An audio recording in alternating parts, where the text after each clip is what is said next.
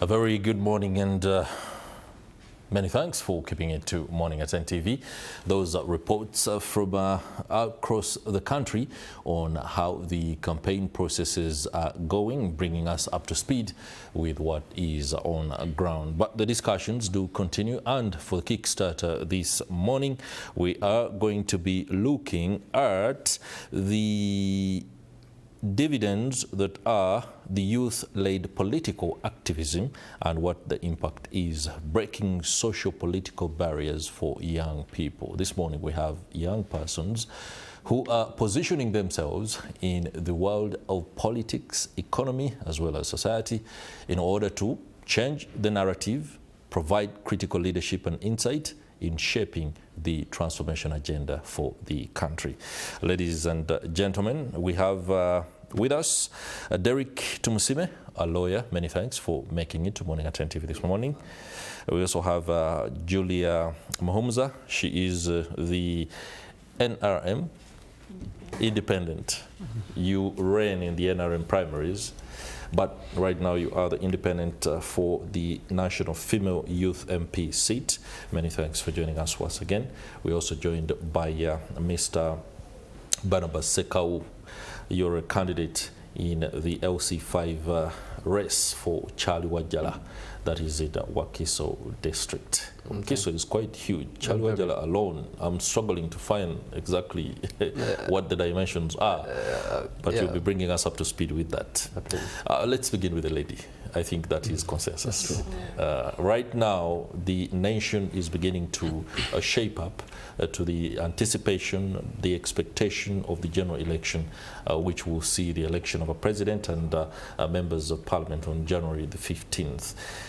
If I were to take your submission on how things are going right now, the very last time we spoke, you sounded disturbed by some of the challenges and the encumbrances that many young persons were facing in the election process. Has anything changed for the better? Thank you so much for having me. Good morning to everyone watching in. One, before I would answer your question, I would like to, since we are talking about activism, I'd like to add my voice to the 16 days of activism against the gender-based violence movement across the world. That reminds us in these 16 days that we should say no to violence. And we of course now, since we are speaking about activism, we then identify and know that activism really brings us together to challenge the status quo. That's right. Yeah, and for the same reason, of course, we have seen, to answer your question, we have seen previously very many young people not participating in different political processes, but this time around it's different. We're even seeing young people run for direct member of parliament seats, electoral college, we have councillors and all of that, but that should not be a shock. Yes, there were challenges before, financial barriers. Even now, I want to say the financial barriers still exist. The only difference now, I would say, is the sense of urgency. We have talked about the fact that young people are the majority in this country, and I think to us young people, it has gotten to a point that if we are not invited to the table, we are bringing ourselves to the table. Oh, wow. Exactly. So it is beyond us sitting back and saying, okay, we don't have the money to compete with people that are maybe have the big financial, exactly. But again, since we are the majority of this country, we are the beneficiaries of the right policies and we are the victims of the right policies. And I want to say that status quo has pushed us out of our comfort zone. Yeah, because there are a couple of times we have seen things concerning young people where the rest of the country would be silent.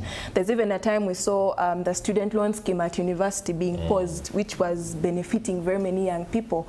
So what are we saying? We are saying very many young people out of employment, not in education, the needs are not in any form of training. And oftentimes, like I mentioned, what will push you out of to be a political activist or to actually participate in political reform is to actually challenge the status quo and to see that you are part of the people contributing to better policy for young people, better reforms for young people. So in this case, I would say it is a sense of urgency, but also we come from a place of knowing that we are the flag bearers of the hope, that we want to see things change and all of that. There are very many things that happen, of course, in elections, but we are choosing to, because now when you look at the current leadership, when they were young people, they were in the bush. We cannot go to the bush, but we can organize ourselves better, directly participate in political processes. And you know what this means is if we actually organize ourselves better, we are in position to rewrite or shape the public narrative. Like, look here, young people want to be employed, young people want this and this to change. For example, we know education, the free education the government started with is no longer the free education. UPE, USE, you go to a UPE school in a village and they're charging over 150,000 shillings. Well, you couldn't blame them because, well, budgeting is limited, so they go ahead to charge extra costs.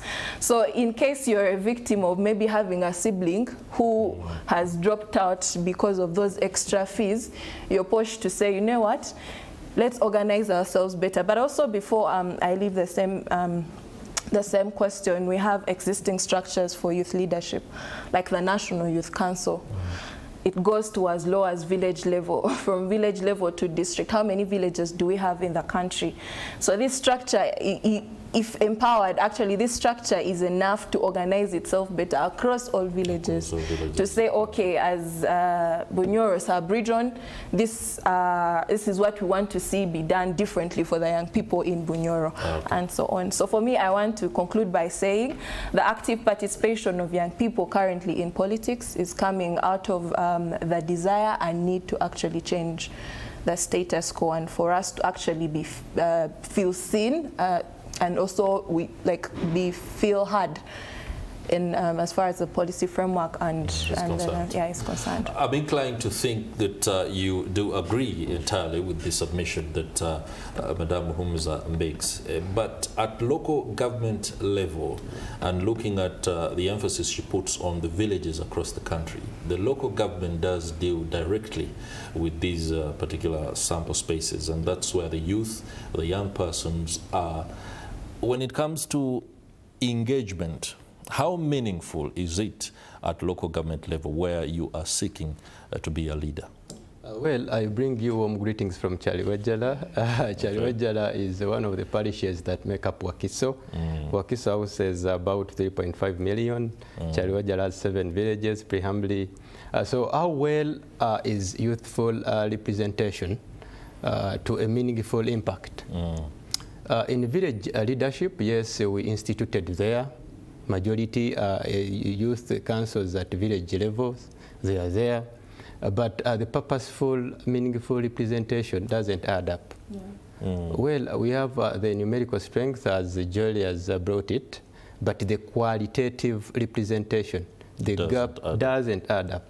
Actually, even at the ministerial level, our minister of our docket is 16 years above the limit that is known by the Constitution. So you see, and as she has already brought it to table, with the ones that are usually faced by the challenges of poor governance. So everything goes back to the youth, and even time back, it has been the youth who have engaged preambly in the pre-independence activities. They are the youths that sailed Uganda post-independence, but again they are the youths that went to the bush to critical and dislodge the government that was on spot. So back to what you've brought, youth at the village level, the meaningful representation, quantitatively it is there, but qualitatively it doesn't add up. Yeah. Okay. Interesting submissions there. And of course, you are right when you say things don't add up. And it's entirely upon your own shoulders as young persons to ensure that these things add up. And I'm glad that you bring yourselves forward to be able to begin on that process. Mr. Tumusime, you're a lawyer, and by face value represent a certain demographic that is top-notch, knowledgeable, articulate, and you're able to figure out what economic trajectory that you can take. She spoke about the bush. I would love to say today's bush is pretty much the social spaces, social media, where you can impactfully come forth and change the narratives and the trajectory the country is taking. I do not know, away from lawyering, is there a political inclination? Well, yes, I'm politically active like any other citizen. Okay. But also right now at our law firm, Shubila Advocates, I'm running the Center for Electoral Justice and Research. Center for Electoral? Yes, where our focus is on access to electoral justice and issues to do with these things we are talking about. Sure. Yes. Now talk to us about that. Yes, so I would like to add on what they have said. You talk about, they're talking about the Bush, that is the class of 1980s. But I think we need to give it, to look at into a historical perspective of youth activism in Uganda. If you look at youth-led social movements from 1920s to 1990s, all of them had philosophical influence. So when they talk about that they have the numbers but there is quality in their leadership, it means they lack a philosophical influence. The class of 1980s did what they did because they had a desire for a very good constitutional order. And that's how when they came into power, we have the 1995 constitution, we have structures of government being streamlined, Chapter 4 being crystallized in the constitution, that is to do with human rights. So I think the issue is, what are the issues? What are your issues? Like there's a quote that says that every generation must have a historical mission. That's right. In my view, the current crop of young people must have a historical mission. What are the issues that are facing young people right now? Unemployment, issues to do with climate change. And so you use that, your numbers, but based on issues to really push for reforms, both at the local and as well as international level. So I think the issue of quality is just that they lack a coherence of ideas on which to coalesce around and push for reforms. Then the issue of quality will be addressed.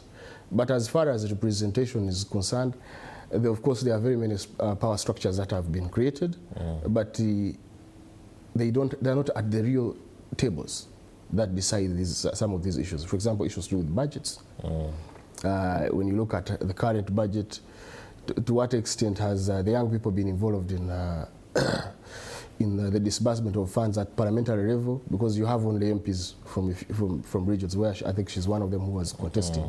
But also I think there must be a wider public participation from all different stakeholders, and a specific focus should be on young people because they are their majority. And we are planning for their future, therefore they should be part and parcel of that. Okay, you talk about the lack of a central star, so to speak, around which to coalesce. Yes. I find that a bit unfair because many Ugandan youth have had their voices.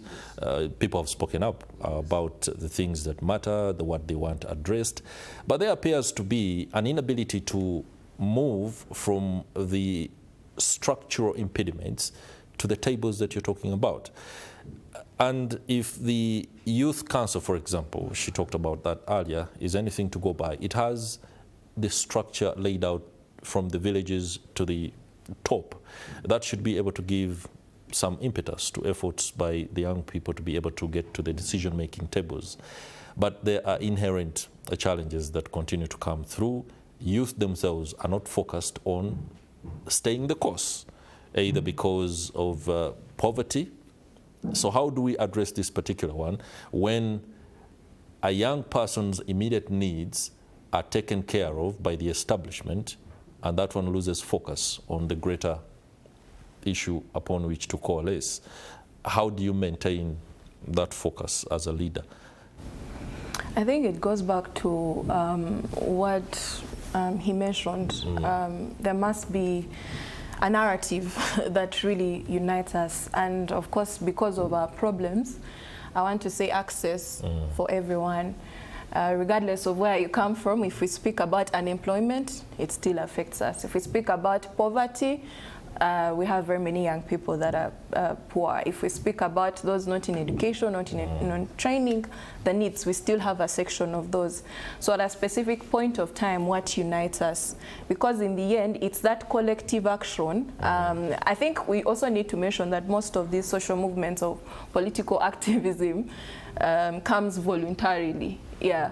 The price we pay is we come together to say, to advocate and say this is what we want as young people collectively over a sustained period of time. And we say, you see, government, this is the policy now. But again, I think what really helps is beyond the existing structures, we can have the legitimacy coalitions, those unlikely coalitions. You have policymakers, you have youth members of parliament that represent young people, you have the structure, you have young people that are not really actively into politics but are social activists. You have even those young people at different levels of political participation. So you look at the unity across very many levels to know that you're pushing it at different levels. If National Council is united for the same cause, the policymakers in parliament are speaking the same voice. Even young people that are not in any political leadership per se are also saying, look here, government, as the same way you give tax incentives and holidays to these big businesses, we are trying to be innovative, we are trying to start up businesses. Can we fast track the startup bill on parliament? Like this narrative of, okay, this is what is uniting us for this specific period of time, and this kind of coalition across very many levels. And we've seen it in very many countries actually pay off, and sometimes it even brings in industry representatives or even non-profit organizations for a cause. For example, when it comes to issues of the young child, the girl child. Yeah, we've talked about sanitary towels. We see girls dropping out of school and we just talk about it as if it's any other issue. But when you go to like West Nile districts as like Maracha, you see it's a very, very bad issue. So how do we shape our narrative? One, it begins by telling the story of self.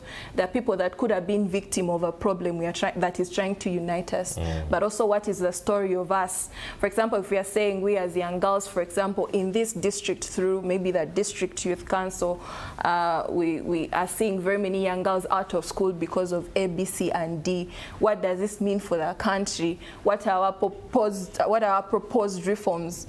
Of course, then for it to be sustained, one, like I mentioned, it can thrive on that collaboration across very many levels, but also just to emphasize that there must be a narrative that unites us. What this does is to actually push public pressure onto the respective government officials or the respective different stakeholders or actors to actually do something differently. Okay, Mr. Ssekawu, the aspect of quality that I think affects pretty much every dispensation. I want to know if youth, or when the youth are given the opportunity to lead, to govern, to execute, why don't they do the job? I know there are inherent concerns you might bring up and you say they've not been empowered, they are not knowledgeable, they've not been educated enough. But we've seen incidents where when youth are given an opportunity to make the critical decisions to go forward, they don't. How is that going to change? Or basically, how should it change? At times, you see there are some confounders that bar these youths to fully execute what they have to execute. We look at the top leadership of youth in different positions. As Aria said, how can then a minister who is 16 years older than the normal age of a youth be having very good solutions to this cohort of below 30? So different youths have been given different roles and times fail to execute just because the reporting authority doesn't want them to execute. You look at that. Okay. But again, also how is the reporting authority supervising and taking a check and a make into the matters of youth? Are we together? So then you see that we're having a multifaceted dilemma in the relevant authorities that are actually supervising the roles of the youth, but also the youth who haven't gotten a chance of being organized. Because at the end of the time, we vote in a youth into a given office. But then how is this youth collaborating with the fellow leaders? So you're seeing that there is an integral aspect in the way how these things are handled. That makes them fail in execution of what they have to do.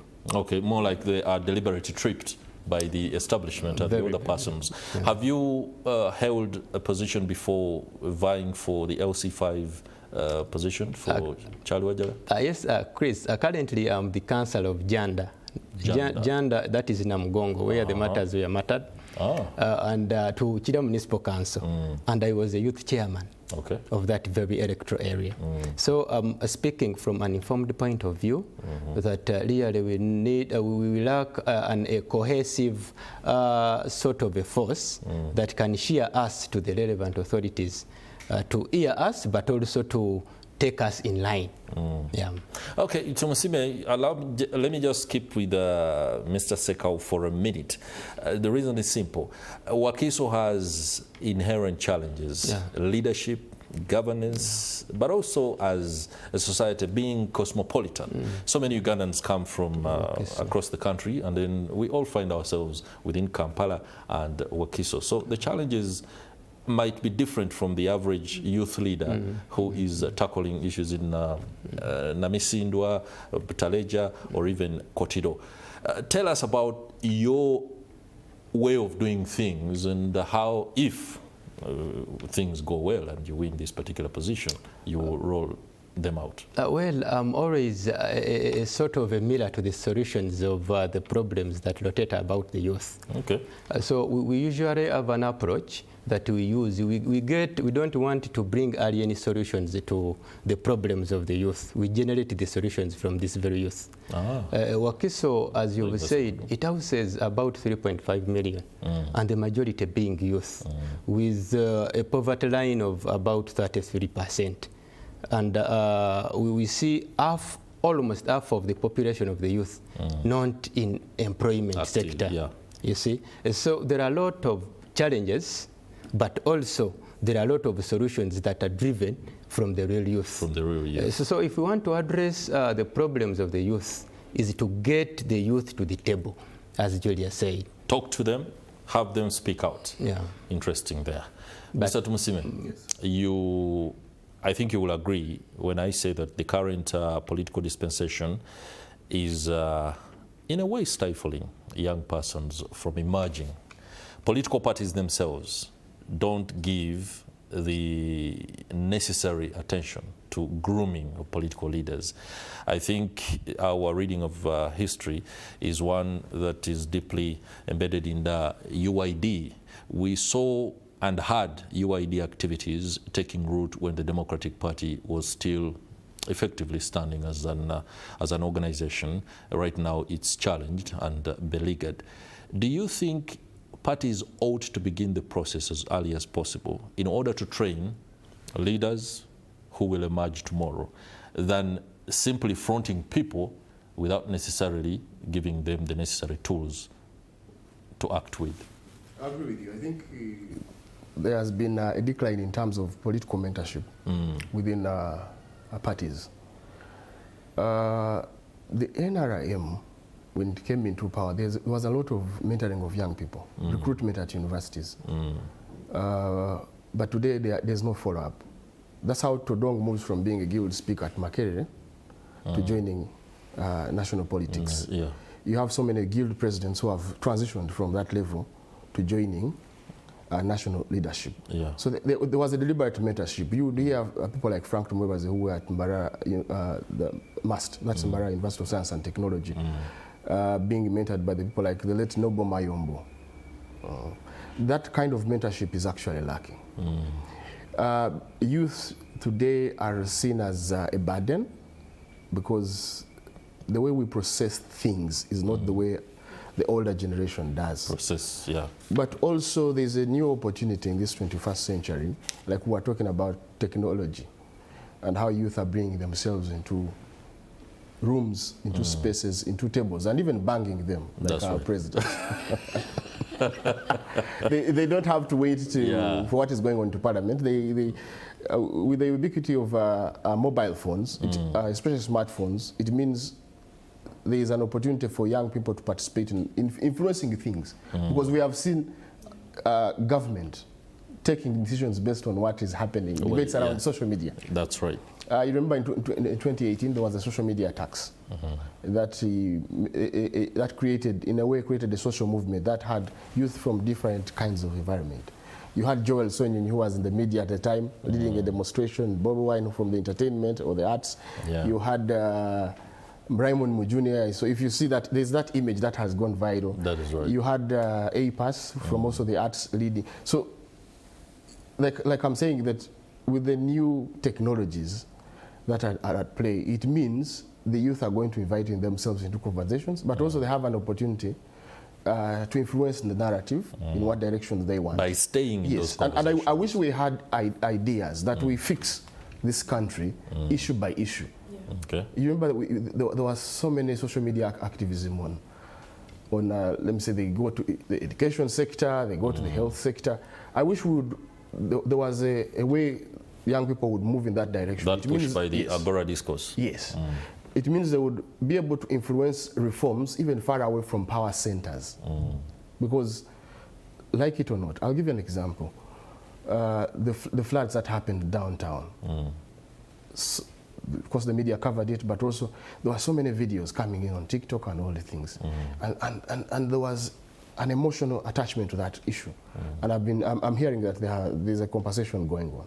Yeah. There are many in a short period of time. We did not even have to wait for Parliament to approve a supplementary budget. That's right. So that means that there is a way to push things, but I think we need to, leaders need to be mentored, especially those who are going to go into those formal structures. Political parties need to create that space, because there need to have a transition in every party. Every party that grows, must be a succession plan. And you have to mentor these leaders right from the some debates are really controversial, and they could rub some persons the wrong way. Succession plans? Interesting there. I don't know whether the leaders are actually looking at succession. Interesting there. Now, somebody joining this conversation might be inclined to assume that the politics takes the day. It doesn't. And I'm glad you bring up the conversation about how social media and the spaces that technology offers can be integral platforms to use for many youth to basically make themselves better. When you're tackling unemployment, you have almost at least 90% of youth owning mobile phones, smartphones for that matter. And there are a lot of things that can be done with smartphones, the creativity, the creation of content, and monetization of that content. I don't know whether in your various spaces, those conversations are taking on that urgency, the ability to monetize the creative content that can take people forward. I know when you see one successful content creator, that is a lot more who are out there who are still pushing. The picture might misrepresent the whole reality, but that is where things must happen. Do you have any strategic imperative for the youth out there to take advantage of the ability to create content and make money? That's true. I'm happy to belong to this generation, by the way. You wouldn't want to be in another generation. No, I wouldn't. I'm happy to belong to this generation. Yeah. When we talk about the creative space, I think, honestly, it's one of the areas the government has not fully taken advantage of. We have people making money from their homes, people advertising businesses. But like you mentioned, there are also those that are trying to understand the dynamics of social media and content creation. Of course, it would definitely be around copyrights, because when you look at developed countries, people that create content, in Uganda you can create your content and someone else can use your content, and they actually have more views than even you, the person. More money. Yeah, so of course, if we are talking about monetization, there are certain things that must be worked on from the policy perspective, but also we also need to have a creative fund to push these innovators, young innovators, because the role content creation is doing, should be doing, is beyond just advertising businesses or just creating content, but like he mentioned, it also feeds into politics. We saw what happened, for example, in Kenya, about their finance bill, where young people were translating the bill to the layman's language, to even the point of interpreting it in all the languages, so that whoever does not know maybe including English, slang exactly, on the street. including slang. And with content creation, it is a whole new dynamic of trying to communicate your message in very many ways.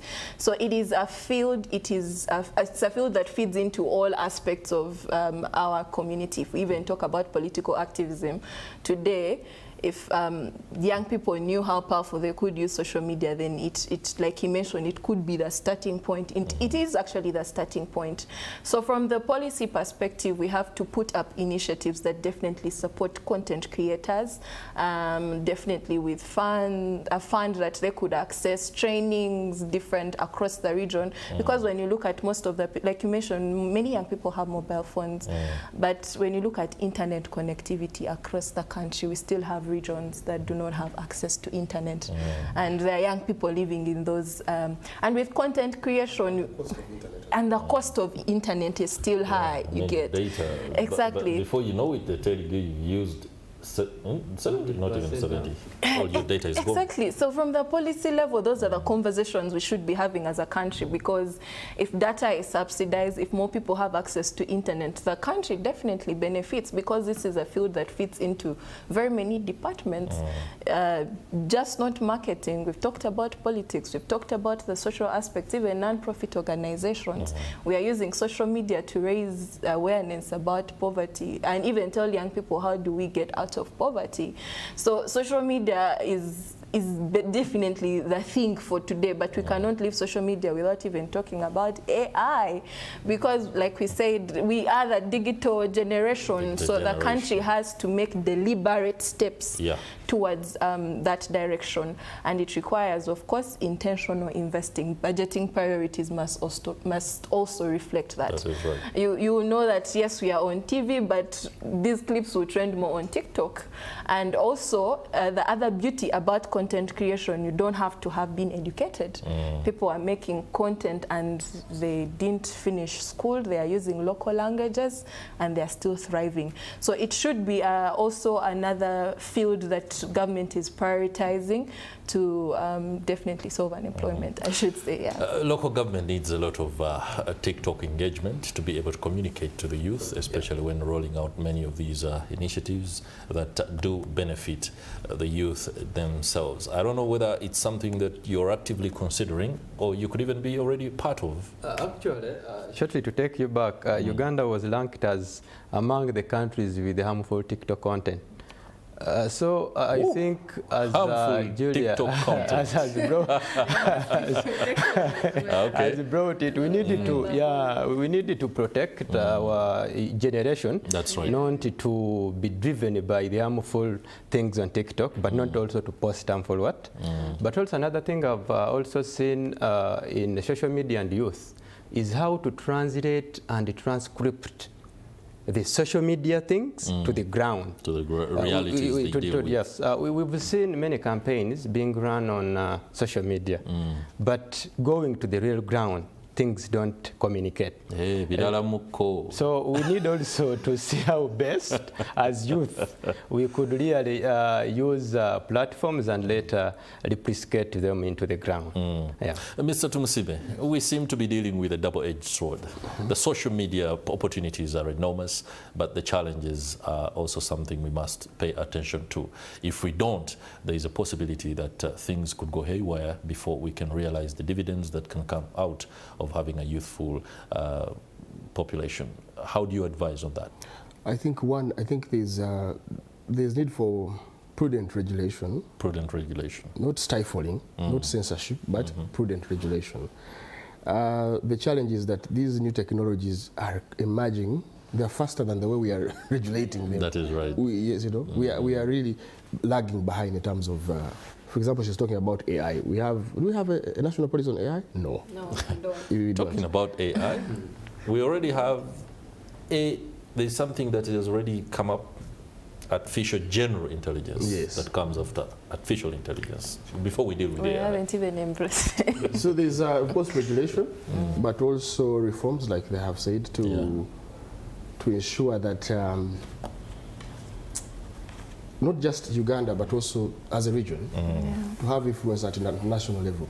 For instance, the European Union, as we know it, has so much influence in terms of how these social media networks or new technologies operate. Actually, they are fined for harmful content that they cannot regulate and filter in. That's right. Yes, so there is need for regulations at a national level, but also from the East African perspective, because the East African community is moving into a political federation. We are already into things like to do with customs, where you have open borders and movement of services, but also just not services, but people across borders. Yes, labor. So there's need to regulate both at national and international level, but of course, it takes a lot for countries in Africa to have that bargaining power at that level. I think in the early days of the William Ruto presidency in our neighborhood, Kenya, you saw him going into Hollywood, going into the Silicon Valley. And that is during Joe Biden's administration, towards the end of, he was trying, but he was alone. He's doing it alone. And I think there was a reaction locally here that he was moving faster alone, and yet the issues are affecting us as a region. So, interesting. So there is that need to regulate, but in a very prudent manner, which is very progressive and encourages talents to use some of these technologies. Ladies and gentlemen, many thanks for your insights and perspective on these matters. It has emboldened my understanding of how you are pushing from all fronts, but also allows those who are watching from wherever they are joining us from to understand that there is need to pay attention to these critical matters, but most importantly offer the young persons the opportunity to make decisions that concern them. The right decisions benefit them, the wrong decisions affect them heavily, and many times we find ourselves in spots of bother, and that's where the tension comes from. On the political scene, wherever you are, the campaigns are on. If you are a young person, please ensure that you moderate how you conduct yourself. There is no point in being extreme, because